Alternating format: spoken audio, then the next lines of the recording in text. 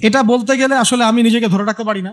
ইসলামের ইতিহাসের সবচাইতে মর্মান্তিক যুদ্ধ হচ্ছে মুতার যুদ্ধ, সবচেয়ে মর্মান্তিক। বদর, উহুদ, খন্দক, খায়বার যত যুদ্ধ আছে এগুলো যুদ্ধ অনেক বড় মাপের। মুতার যুদ্ধের প্রেক্ষাপট এবং সিচুয়েশনটা সম্পূর্ণ ডিফারেন্ট ছিল। এখানে আপনাদেরকে আমি 3জন শ্রেষ্ঠ বীরের মহাকাব্য শোনাচ্ছি। কয়জন? 3জন শ্রেষ্ঠ বীর পুরুষের মহাকাব্য। নবী সাল্লাল্লাহু আলাইহি সাল্লাম একজন সাহাবীকে পাঠালেন, তার নাম হচ্ছে হারিস বিন উবাইদা। কি নাম বলেন? হারিস বিন উবাইদা, তুমি এই চিঠিটা নিয়ে যাও। এটা তো মদিনা রাষ্ট্র কায়েম হওয়ার পরের কথা, একদম নবম হিজরতের 8ম বছরের দিকের কথা আর কি। তখন ততদিন হুদাইবিয়ার সন্ধিও হয়ে গেছে এবং কাজা উমরা আদায় হয়ে গেছে এবং খায়বার যুদ্ধ জয় হয়ে গেছে। খায়বারের পরের কথা এটা আর কি, যে হারিস বিন উবাইদা তুমি এই চিঠিটা নিয়ে যাও, ওই রোমকদের কাছে যাবো। তখন তো সুপার পাওয়ার দুইটা, রোমানরা এবং পার্সিয়ানরা। তো এখনকার ওই যে এই কন্টিনেন্টের ন্যাটো আর ওই কন্টিনেন্টের চায়না রাশিয়ার মতো আর যেতে পারতেছে। তো তো সে গেল ওখানে। সুরাহবিল আল গাসানি একজন শাসক ছিলেন ওইখানকার সিরিয়ার। তো সে ওই চিঠিটা দেখে বলতেছে যে আচ্ছা ঠিক আছে, বসো, দেখি কি করা যায়। চিঠিতে লিখে আছে ইসলাম কবুল করেন, আল্লাহ পাক শান্তি বর্ষণ করবেন, তাসলিম তাসলিম। ওই যে নবী সাল্লাল্লাহু আলাইহি ওয়াসাল্লাম চিঠি আছে না একটা রাষ্ট্রপ্রধানদের কাছে, তো সে চিঠি পড়ে উদ্ধত আচরণ। আমি এখানকার আমির, আমাকে ওই মক্কার মেষপালকরা চিঠি পাঠায়, ভাবতে এরকম। তো কে চিঠি নিয়ে আসছে? যে হারিস বিন উবাইদা। আচ্ছা ওকে বসাও। হারিস বিন উবাইদা রাদিয়াল্লাহু আনহুকে রাষ্ট্রদূত, কিন্তু তিনি রাষ্ট্রদূতকে তারা নির্মম ভাবে হত্যা করলো। কথা বুঝতে পারছেন? এবার নবী সাল্লাল্লাহু আলাইহি ওয়াসাল্লামের কাছে খবর যখন আসছে রাষ্ট্রদূতকে হত্যা করেছে, আমার সাহাবীকে। কয়জন সাহাবীকে হত্যা করেছে? 10 জন, 20 জন, 100 জন? একজন সাহাবীকে হত্যা করার প্রতিশোধ নেওয়ার জন্য নবী সাল্লাল্লাহু আলাইহি ওয়াসাল্লাম 3000 বাহিনীর একটা জিহাদি কাফেলা তৈরি করলেন।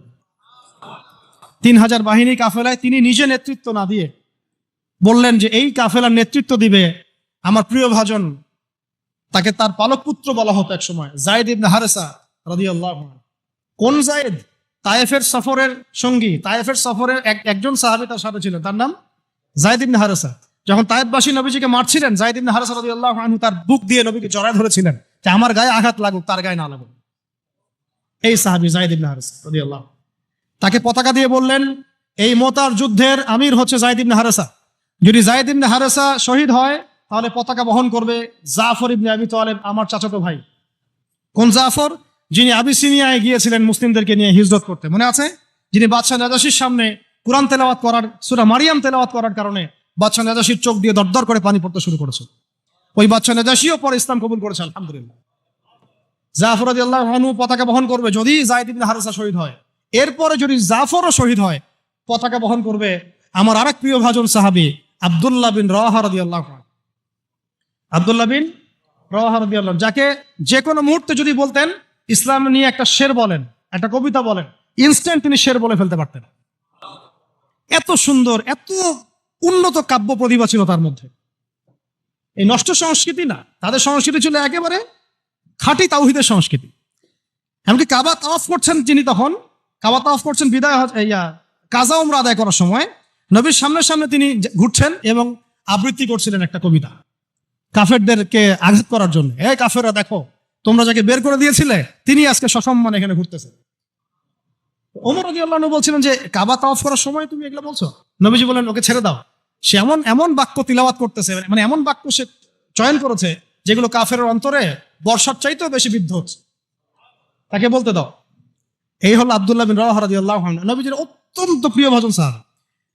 আব্দুল্লাহ বিন রাওয়াহা যদি শহীদ হয় তাহলে তোমরা তোমাদের মধ্য থেকে একজনকে আমির নিযুক্ত করে নিও। সাহাবীরা বুঝে ফেললেন এই সফরে আমরা 3 জনই শহীদ হতে যাচ্ছি, কারণ একটা সফরে কখনো 3 জন আমিরের প্রয়োজন হয় না, হয় না। এবার তারা গেলেন, তারা কখনো আশাও করেন নাই ওখানে যা দেখবেন। ওখানে গিয়ে দেখলেন যে 1 লক্ষ রোমান সৈন্য সামনে এসে দাঁড়িয়েছে। কত লক্ষ? এবং একেবারে ফুল প্রশিক্ষিত, একদম ফুল আর্মড ফোর্স। আর এর সাথে তাদের সাহায্যকারী দলেও আছে আরো 1 লক্ষ সৈন্য। মোট কয় লক্ষ? এদিকে কতজন? যুদ্ধ হওয়া সম্ভব? আসলে কি সম্ভব? সম্ভব না। এই যুদ্ধ কিন্তু সম্ভব না। আমরা তো আগে সংখ্যা গরিষ্ঠ হওয়ার কথা চিন্তা করি। কোন যুদ্ধে ইসলাম সংখ্যা গরিষ্ঠতা দিয়ে জিতে নাই। ইসলাম জিতেছে ঈমানের বদৌলতে, শুধু ঈমানের বদৌলতে। আমরা সংখ্যা দিয়ে কখনো বিজয় লাভ করতে পারি নাই। এখন এবার সাহাবীরা মাশওয়ারা করতেছেন রাত্রেবেলা, আমরা কি করব? কালকে যুদ্ধ করব, নাকি মদিনায় ফিরে যাব, নাকি রাসূলকে খবর পাঠাবো, নাকি কোনো বিকল্প ফোর্স নিয়ে আসার ব্যবস্থা করব, কি করব? তখন সাহাবী, ওই যে বললো আব্দুল্লাহ বিন রাওয়াহা রাদিয়াল্লাহু আনহু দাঁড়ালেন। তরুণ সাহাবী, আপনাদেরকে বলতেছে, তরুণ সাহাবী দাঁড়িয়ে বলছেন যে, হে আমার ভাইয়েরা, আমরা এখানে কি জন্য এসেছি? হয় আমরা এই যুদ্ধ করব, শহীদ হব, না হলে আমরা গাজী হব। আর আপনারা যে বিষয়টাকে ভয় করছেন, আসলে কিন্তু আমরা সেটা পাওয়ার জন্যই এসেছি, তার নাম শাহাদা। আপনারা যেটাকে ভয় করছেন যে আমরা এখানে গেলে মারা যাব, ওটার জন্যই তো আমরা এত দূরে এসেছি। আমরা গাজী হই অথবা শহীদই হই, আমাদের জন্য আজর আল্লাহর কাছে লেখা থাকবে। তো তার এই এমন ঈমানদীপ্ত ছিল ভাষণটা, আমি তো ওটা বলতে পারলাম না, আরবিতে তিনি বলেছেন। এতে উৎফুল্ল হয়ে বা ইন্সপায়ার্ড হয়ে সাহাবীরা আর দ্বিতীয়বার ভাবলেন না, ঠিক আছে কালকে যুদ্ধ হবে। এবার পরের দিন যুদ্ধ শুরু হলো। এটা কি সম্ভব যুদ্ধ? প্রথমে যায়েদ ইবনে হারেসা রাদিয়াল্লাহু আনহু পতাকা নিয়ে ঘোড়া ছুটায় আগায় যাচ্ছেন, এবং একটা আঘাতও পিছন থেকে করার সাহস হচ্ছে না তাদের, সব আঘাত তারা সামনে থেকে করছেন। এক পর্যায়ে যায়েদ রাদিয়াল্লাহু আনহুর এই গায়ের মধ্যে তারা বর্ষা নিক্ষেপ করে। বর্ষা তো আগেকার বড় বড় বল্লম বর্ষা ছিল, এবং একটা বর্ষা তার গায়ে যখন লাগে তিনি পড়ে যান, এবং এই অবস্থায় আস্তে আস্তে তার শাহাদাত হয়। পতাকা পড়তে দেন নাই, পতাকা নিয়ে নিয়েছেন জাফর ইবনে আবি তালিব রাদিয়াল্লাহু আনহু হাতে, এবং জাফর রাদিয়াল্লাহু আনহু যুদ্ধ করতে থাকেন, এত বীর বিক্রমে যুদ্ধ করতে থাকেন যে এক পর্যায়ে তিনি তার নিজের কালো এবং লাল ডোরাকাটা ঘোড়া ছিল, সেই ঘোড়ার পা নিজেই কেটে ফেলেন, যে আমার যেন পালিয়ে যাওয়ার মন না উঠে তখন ঘোড়া, তারা যেন আমার ঘোড়া ইউজ করতে না পারে। সাহাবীরা বলছেন তার শাহাদাতের পরে তার বডির মধ্যে আমরা এরকম 50টা থেকে 60টা এরকম আঘাতের দাগ দেখেছি। একটাও দেহের পিছনে ছিল না, সব সামনে ছিল। যুদ্ধ করতে করতে এক পর্যায়ে তার ডান হাতটা কেটে পড়ে যায়। এরপরে তিনি বাম হাতে পতাকা উঠায় নেন, কাফেররা বাম হাতটাও কেটে ফেলে। এরপরে তিনি বুকের সাথে পতাকাটাকে এইভাবে জড়িয়ে রাখেন, বুকের সাথে পতাকাটাকে এইভাবে জড়িয়ে রাখেন, পতাকা পড়তে দেন নাই। একজন রোমান সৈন্য তাকে আঘাত করে এবং তার দেহটা দ্বিখণ্ডিত হয়ে যায়। এই খবর নবী সাল্লাল্লাহু আলাইহি ওয়াসাল্লাম ওই মদিনায় বসে বসেই পাচ্ছিলেন। তিনি বললেন, এই মাত্র যায়েদ শহীদ হলো, এই মাত্র জাফর শহীদ হলো। একটু তিনি কান্নার ভাব চলে আসলো। একটু পরে নবীজি হেসে দিলেন। সাহাবীরা বলছেন, আপনি হাসছেন কেন ইয়া রাসূলুল্লাহ? তিনি বলছেন যে জাফর এর ডান হাত প্রথমে কেটে গেছে, তারপর বাম হাত কেটে গেছে। আল্লাহ রাব্বুল আলামিন তাকে এই দুইটা কাটা হাতের বিনিময়ে জান্নাতে দুইটা বড় বড় পাখা দিয়েছে। এইটা দিয়ে তিনি জান্নাতে ঘুরে বেড়াচ্ছেন আর ফল খাচ্ছেন। তার নাম হয়ে গেল জাফর আত-তাইয়ার, জাফর আত-তাইয়ার, পাখাওয়ালা। এরপরে পতাকা হাতে নিলেন সেই আব্দুল্লাহ বিন রাওয়াহা রাদিয়াল্লাহু আনহু। তিনিও তো বীর বিক্রমে যুদ্ধ করতে লাগলেন। এক পর্যায়ে তিনি একটু কান্না করেছিলেন। সাহাবীরা বলছেন, আপনি কি ভয় কান্না করতেছেন? জি না, আমি ভয় কান্না করছি না, বরং কোরআনের একটা আয়াত আমার মাথায় আসছে বলে আমি কান্না করছি। সে আয়াতটা ছিল সূরা মারিয়ামের মধ্যে, ওয়া ইম মিনকুম ইল্লা ওয়ারিদুহা কানা আলা রাব্বিকা হাতমান মাকদিয়া, একটা আয়াত আছে কোরআনে সূরা মারিয়াম। এটা হচ্ছে আপনার রবের একেবারে একটা চিরনির্ধারিত একটা বিষয়, যে তোমাদের সবাইকে, আবার বলছি, ওয়া ইম মিনকুম ইল্লা ওয়ারিদুহা কানা আলা রাব্বিকা হাতমান মাকদিয়া, তোমাদের সবাইকেই আবশ্যিকভাবে, ম্যান্ডেটরি ভাবে এই জান্নাত জাহান্নামের উপর অবস্থিত এই পুলসিরাত পার হতেই হবে। এটা তোমার রবের একটা প্রাচীন একটা স্টেটমেন্ট, এটা তোমাকে করতেই হবে, সবাইকে করতে হবে। এই আয়াতটা মনে হয় আমার কান্না আসতেছে। একজন তাকে একটা হাড্ডিওয়ালা গোশত এনে দিয়েছিল, তিনি সেই গোশতটা খাওয়ার জন্য চেষ্টা করছিলেন, তো পরে একটা কামড় দিয়ে ফেলে দিয়েছেন। তারপরে তিনি ছুটলেন যুদ্ধ করার জন্য, এবং ওই সময় একটা কবিতা আবৃত্তি করেছেন, হে আমার মন, তোমার নফস হয়তো চাচ্ছে, তুমি হয়তো চাচ্ছ এখান থেকে পালিয়ে যাওয়ার জন্য, জেনে রাখো সামনে তুমি যা দেখছো এর পিছনেই আছে জান্নাত।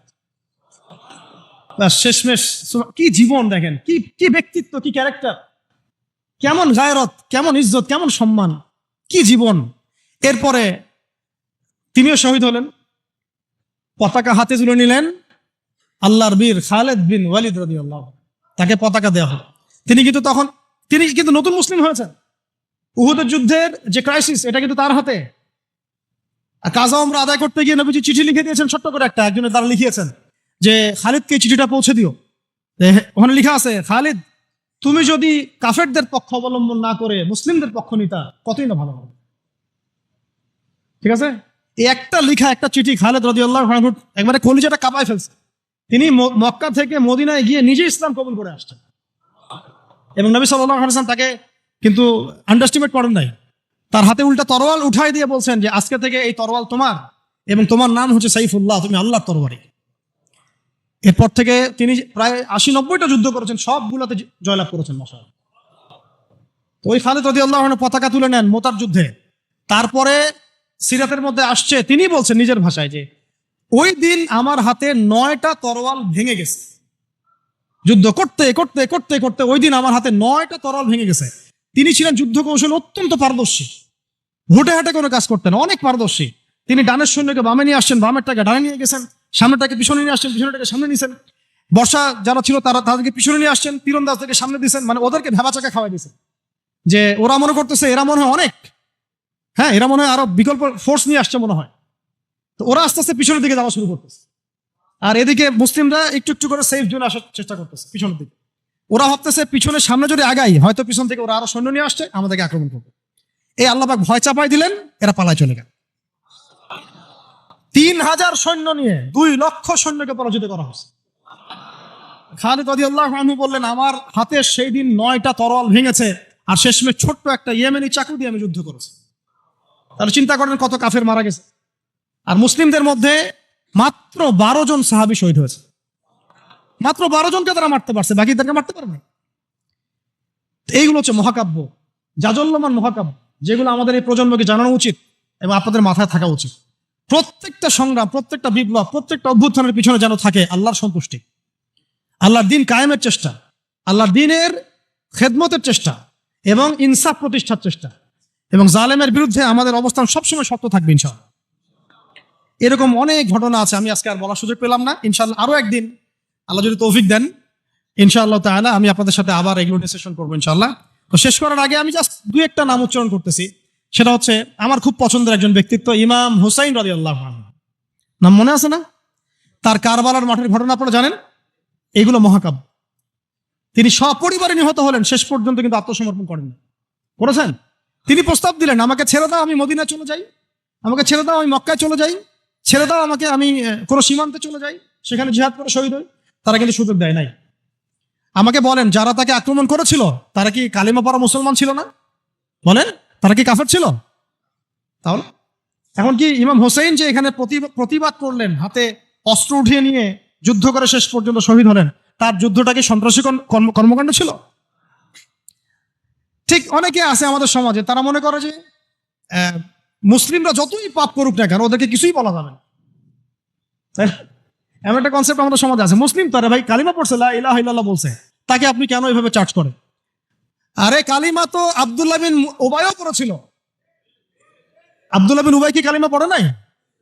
তাহলে কি আপনি তাকে মুমিন বলে গণ্য করবেন? মনে রাখবেন একটা কথা, যাকে তাকে কোনো ক্ষুদ্র বিষয়ে কাফেরও যেমন বলা যাবে না, আবার যাকে তাকে মুসলমানও বলা যাবে না। এটা বুঝতে হবে আমাদেরকে, ঈমান ভাঙার কারণগুলো আমাদেরকে শিখতে হবে। যে যাকে তাকে যেমন আমরা কাফের তাকফির করব না, ঠিক একইভাবে যাকে তাকে মুসলমান, পাক্কা মুসলমানও বলা যাবে না। আল্লাহ পাক আমাদেরকে বোঝার তৌফিক দান করেন। ঠিক এইভাবেই উমর রাদিয়াল্লাহু আনহু একদিন ফজরের নামাজে দাঁড়িয়ে কিরাত করছেন, পিছনে এক দাস, এই ফাইরুজ আবু লুলু একেবারে ধারাল ছুরি দিয়ে উমর রাদিয়াল্লাহু আনহুকে 2-3টা আঘাত করলো। উমর রাদিয়াল্লাহু আনহু শহীদ হলেন। এগুলো মহাকাব্য রচিত হয়েছে, কারণ ইসলামের বীর সিংহদেরকে কেউ আসলে সামন থেকে মারতে পারে নাই। কথা বুঝতে পারছেন? ওইভাবেই চোরাগপ্তেই মারতে হয়েছে। আল্লাহর কসম, উমর রাদিয়াল্লাহু আনহু যে জায়গায় শাহাদাত বরণ করছেন ওই জায়গায় আমি দাঁড়াইছি, ওই জায়গাতে আমি দেখে আসছি কোন জায়গায় তাকে শাহাদাত বরণ করা হয়েছে। ওখানে ওইসব জায়গাগুলো জিয়ারা করলেও মনের মধ্যে এই চেতনাগুলো জাগ্রত। সুবহানাল্লাহ। আলী ইবনে আবি তালেব কুফার মসজিদে যাচ্ছেন, রাস্তায় এক ব্যক্তি তাকে চোরাগপ্ত হামলা চালিয়ে তাকে হত্যা করেছে। আল্লাহর বীর সৈন্যদেরকে কেউ সামন থেকে আঘাত করার সুযোগ পায় না। তো এগুলো হচ্ছে মহাকাব্য, জাজল্যমান মহাকাব্য। আরেকজন ব্যক্তির কথা জাস্ট বলে শেষ করে দিচ্ছি, অনেক আছে ভাই, বলতে থাকলে অনেক সময় লাগবে। রাজি একটা জায়গার নাম, ওখান থেকে কিছু লোক আসছে, এসে বলছে ইয়া রাসূলুল্লাহ, আপনি আপনার কিছু সাহাবীকে পাঠান, আমরা ইসলাম কবুল করবো। ট্র্যাপ ট্র্যাপ, আপনারা কেউ ভালো করে খেয়াল রাখবেন এগুলা। যে কেউ যখন তখন যাই বলবে হ্যাঁ হ্যাঁ করতে যাবেন না। মানুষের কথার পিছনে, ওদের কাজের পিছনে উদ্দেশ্য বোঝার চেষ্টা করবেন, ঠিক আছে? সবসময় কিন্তু আবেগে ভাসতে হবে না। আমরা কিন্তু এই জায়গায় ভুল করতেছি, অনেক ভুল হচ্ছে মাঝখানে। আমরা বিনয়ের সাথেই তাদেরকে বলবো যে ওলামায়ে কেরামদের সাথে মাশওয়ারা করে সিদ্ধান্ত নিতে, তাহলে ইনশাল্লাহ ভুলটা কম হবে ইনশাল্লাহ, ঠিক আছে? তো নবীজি 10 জনকে পাঠালেন, তারা দাওয়াত তো কবুল করেই নাই, হঠাৎ রাজি নামক জায়গায় তাদেরকে ঘিরে ফেললো। ঘিরে ফেলে 3 নিক্ষেপ করে 10 জন সাহাবী 7 জনকে শহীদ করে ফেললো। ট্র্যাপে ফেলছে, ট্র্যাপে। মানে এমনও আছে যে ওয়াজ মাহফিলে ডেকে মানুষ অনেক আলেমদেরকে মানে খারাপ কিছু করে ফেলাইছে। হ্যাঁ, এরকম হিস্ট্রি আছে। তো সতর্ক থাকতে হবে, সতর্ক থাকার চেষ্টা করে। এখন 3 জন সাহাবী যুদ্ধ চালিয়ে যাচ্ছেন, তারপরেও তার মধ্যে একজন হচ্ছেন খুবাইব রাদিয়াল্লাহু আনহু। কি নাম বলেন?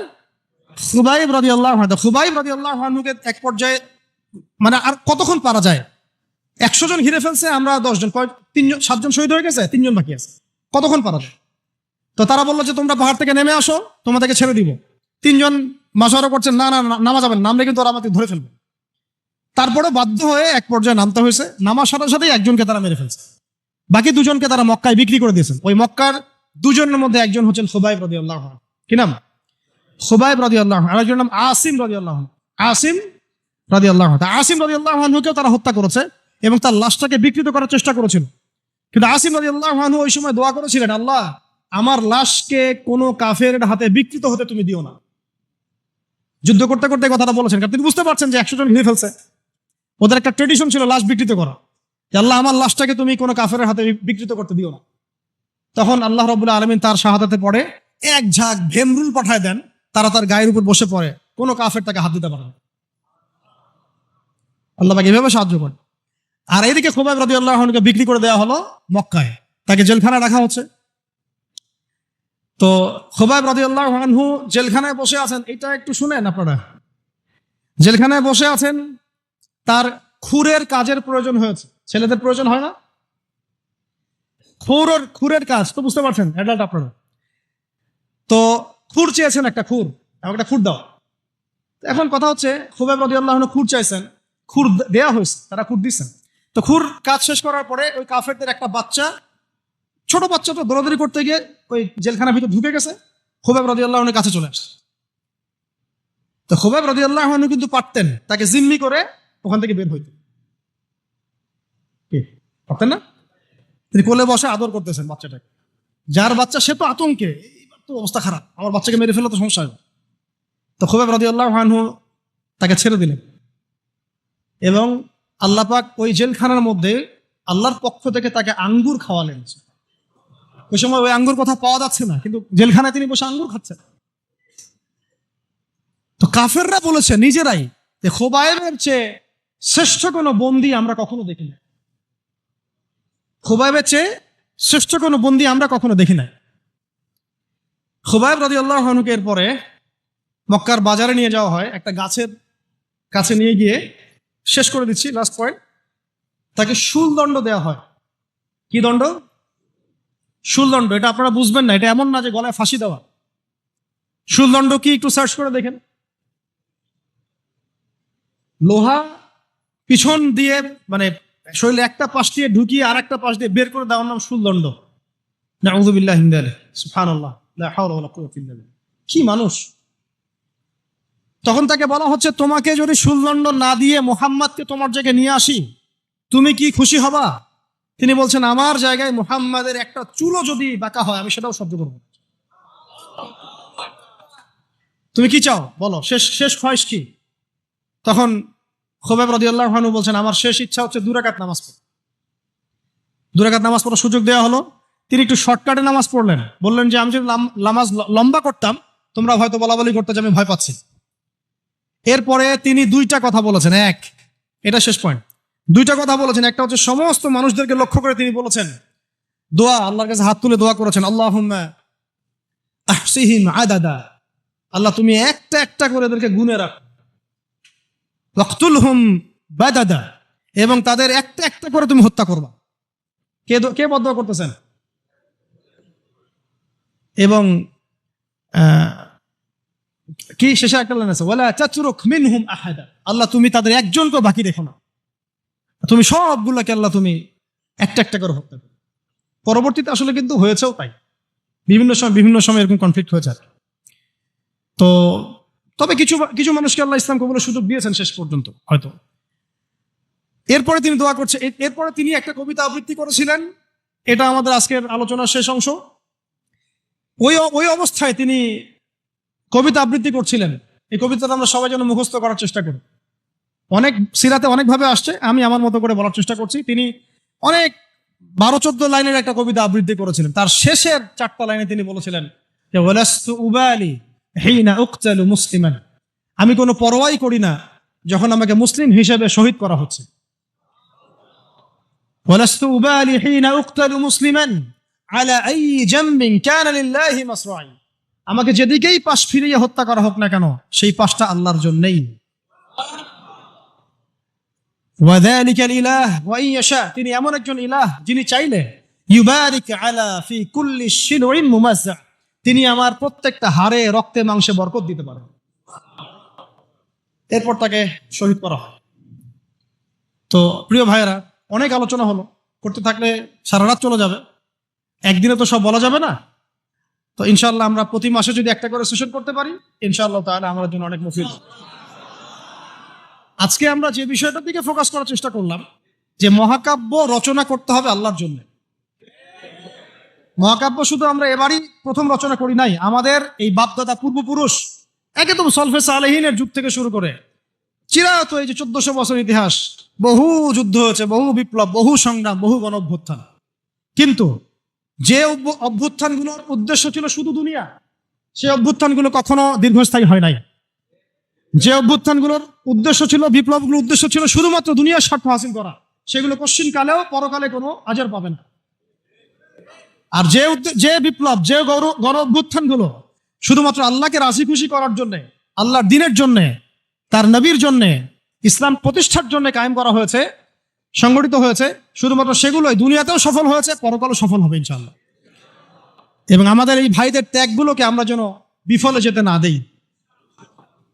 এই নতুন বাংলাদেশে তাদের যে মহাকাব্য, এগুলোকে যেন আমরা স্মরণ করে রাখি। এবং এই স্মরণীয় করে রাখতে হলে আমাদেরকে এই মানুষগুলোর মতো মহাকাব্য রচনা করতে হবে। আল্লাহ পাক আমাদের সবাইকে কথাগুলো বোঝার তৌফিক দান করেন। তো মাঝখানে একটা কথা বলতে আমি ভুলে গিয়েছিলাম, এখন মনে পড়লো, বলে দেই, নাহলে পরে বলে দেই। ওই যে মিদআমের কথাটা আপনাদেরকে বললাম, যে বাইতুল মাল থেকে কি চুরি করছে। হ্যাঁ, আপনারা যারা গণভবন থেকে এত কিছু নিয়ে আসছেন, এখন বুঝেন কি করবেন। এটা তো বাইতুল মাল হয় নাই ভাই, ওটা কি বাইতুল মাল? এখন এই রাষ্ট্রের কি কোনো আমির আছে যে এটাকে বন্টন করে দিচ্ছে আপনাদের মধ্যে? তা তো করে নাই। তাহলে ফ্রিজ ট্রিজ, মাছ মাংস, ডিম দুধ কলা যে নিয়ে আসলেন, এটা কি হবে এখন? যাক, এটা আল্লাহ পাক যেন মাফ করে দেন, দোয়া করি। আল্লাহ রাব্বুল আলামিন আমাদের সবাইকে নবী সাল্লাল্লাহু আলাইহি ওয়াসাল্লামের সিরাত পড়ার তৌফিক দান করেন, সিরাতের আলোকে দিন বোঝার তৌফিক দান করেন। সেই দিন নিজে পালন করব, নিজের পরিবারে কায়েম করব, সেই ইলম অনুযায়ী আমল করব, হালাল খাবো এবং দ্বীনের খেদমত করব।